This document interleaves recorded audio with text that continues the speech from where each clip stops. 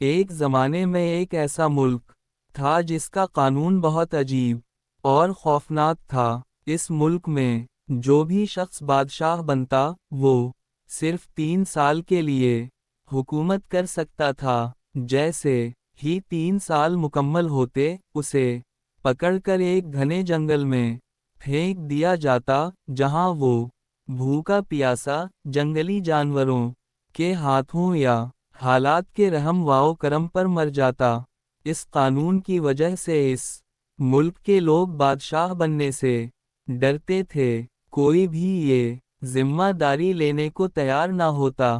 جب بھی دربار میں اعلان ہوتا کہ نئے بادشاہ کی ضرورت ہے، سب خاموش ہو جاتے۔ لوگ جانتے تھے کہ یہ تاج اصل میں موت کی دعوت ہے۔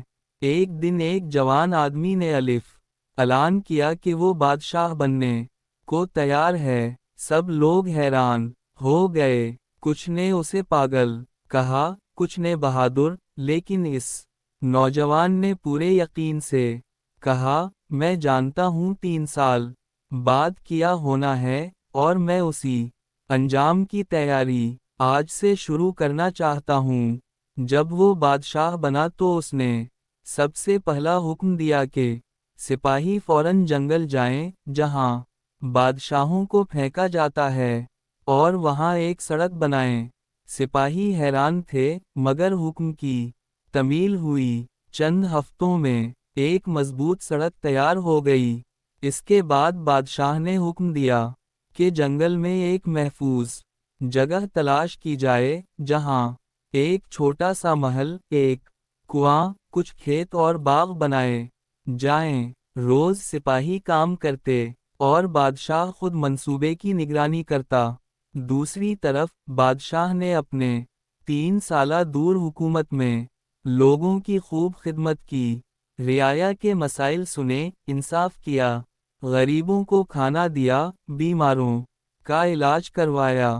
وہ دن رات کام میں لگا رہتا۔ لوگ اس کے اخلاق اور عقل کے دیوانے ہو گئے تھے۔ اس کی شہرت دور دور تک پھیلنے لگی تھی۔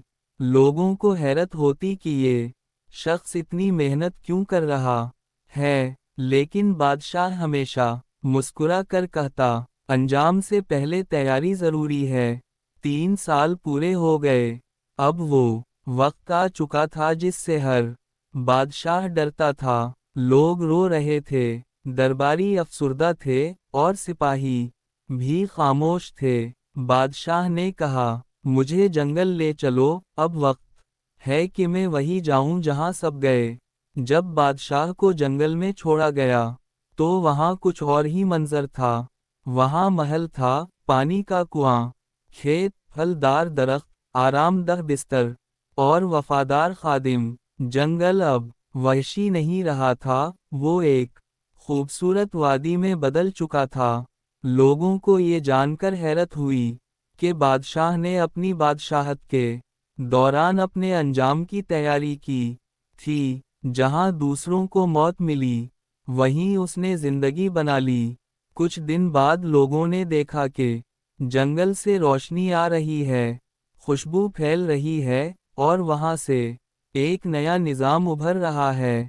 وہ بادشاہ اب بھی زندہ تھا، اور اس جنگل کو علم، حکمت اور سکون کا مرکز بنا چکا تھا۔ اس کے بعد اس ملک کا قانون ہمیشہ کے لیے بدل دیا گیا۔